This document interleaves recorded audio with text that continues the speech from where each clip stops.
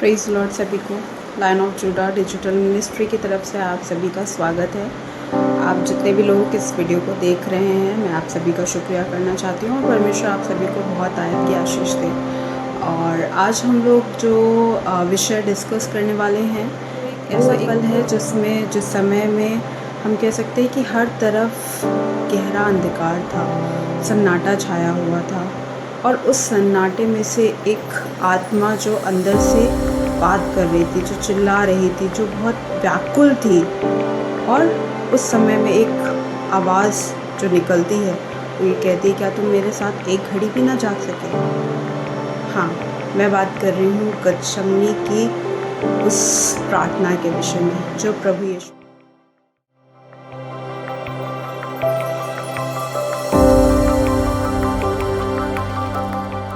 मत्ती में जब हम इसे देखते हैं तो वहां पर प्रभु यीशु मसीह कहता है अपने पिता से, अपने परमेश्वर से, कि यदि हो सके तो ये प्याला मुझ पर से टल जाए, फिर भी मेरी नहीं तेरी ही इच्छा पूरी हो। तो हम देख सकते हैं कि प्रभु यीशु मसीह शारीरिक रीति में भी अपने पिता की इच्छा को पूरी करने के लिए ही आया था। और वो चाहता था कि उसकी नहीं वरन परमेश्वर पिता की, जो इस संसार के लिए उद्धार का कारण प्रभु यीशु मसीह को करके भेजा, उसको पूरा कर सके। तो इसलिए प्रभु यीशु मसीह ने ऐसा कहा और वैसा ही उसने किया भी। फिर वो जाता है चेलों के पास में दोबारा से और देखता है चेले सो रहे हैं। तो फिर से जब देखता है तो ये बोलता है कि क्या तुम एक घड़ी भी मेरे साथ ना जाग सके। उठो, जागो और प्रार्थना करते रहो ताकि तुम परीक्षा में ना पड़ो।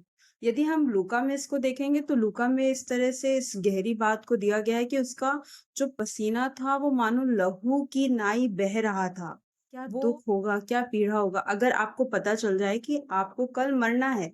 और सिंपली नहीं मरना है, आपको बेते लगाए जाएंगे, आपको कोड़े मारे जाएंगे, आपको कि आपके हाथों में कीलें ठोकी जाएंगी और बहुत सी ताड़ना, बहुत सा उम, क्रूर व्यवहार आपके साथ किया जाए। तो क्या आप उस चीज को बर्दाश्त कर पाएंगे?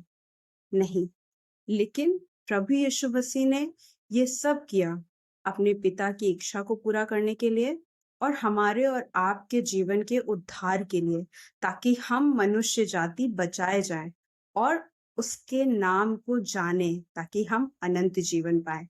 अगर हम इस बात को देखें यूहन्ना में, हम सही रीति से समझ पाएंगे उस महायाजकीय प्रार्थना के विषय में जो यूहन्ना रचित सुसमाचार में यूहन्ना अपने 17वें अध्याय में लिखता है, महायाजकीय प्रार्थना, जिसमें वो पहले पिता से विनती करता है इसी विषय के बारे में। और फिर उसके बाद वो विनती करता है अपने चेलों के विषय में कि वो इस संसार में जब रहेंगे तो तू उसके साथ रहे, उनकी रक्षा और अगुवाई करे। और फिर वो विश्वासियों के लिए प्रार्थना करता है कि हम और आप जो उसमें विश्वास करेंगे, जो चेलों ने सुना है और वो उसको सुनाएंगे अन्य जातियों तक, और जब वो विश्वास करेंगे तो उनके उद्धार के लिए भी वो प्रार्थना करता है। और प्रभु यीशु मसीह ने ना सिर्फ उस समय, उस दिन जब वो दुख में था उसने प्रार्थना की, वरन वो हमेशा, मतलब उसने जब अपने कार्य को पूरा कर लिया उसके बाद भी वो पिता के दाहिने जा करके वो हमसे और आप, हमारे और आपके लिए पिता से विनती करता है ताकि हम नाश ना हो जाए, हम बहुतायत का जीवन प्राप्त करें, हम उसके साथ रहने वाले हो सके। जब हम इस वचन को पढ़ेंगे यूहन्ना का, तो कहता है यीशु ने ये बातें कही कि हे पिता, वह घड़ी आ पहुंची है, अपने पुत्र की महिमा कर कि पुत्र भी पिता की महिमा करे, क्योंकि तूने उसको सब प्राणियों पर अधिकार दिया है कि जिन्हें तूने उनको उसको अधिकार दिया है उन सबको वे अनंत जीवन दे। पिता ने अधिकार दिया था पुत्र को, प्रभु यीशु मसीह को। और क्या अधिकार था? कि हम और आप अनंत जीवन पाए, सदा काल का जीवन। ना सिर्फ ये जीवन जिसमें हम जी रहे हैं, वरन इसके बाद भी जब हम उसकी महिमा में प्रवेश करें तो वो महिमान्वित जीवन हमें देने वाला हो सके। आगे कहता है, और अनंत जीवन यह है कि वे तुझ एकमात्र सच्चे परमेश्वर को और यीशु मसीह को जिसे तूने भेजा है, मतलब प्रभु यीशु मसीह जिसको उसने भेजा है, उस पर उसको जाने। जो कार्य तूने मुझे करने को दिया था उसे पूरा करके मैंने पृथ्वी पर तेरी महिमा की है।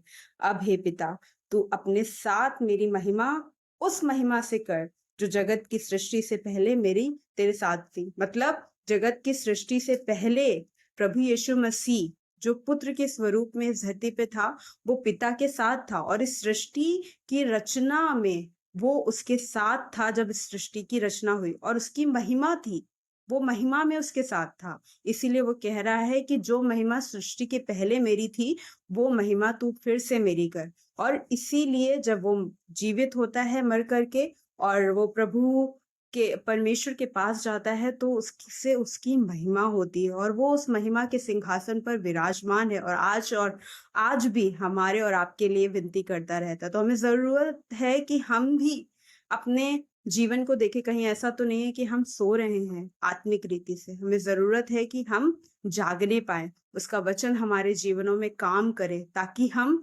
सिद्ध उसे भावता हुआ बलिदान करके अपने आप को, अपने जीवनों को चढ़ाने पाएँ और वो उसे पसंद आए, क्योंकि प्रभु यीशु मसीह में परमेश्वर पिता की यही इच्छा है।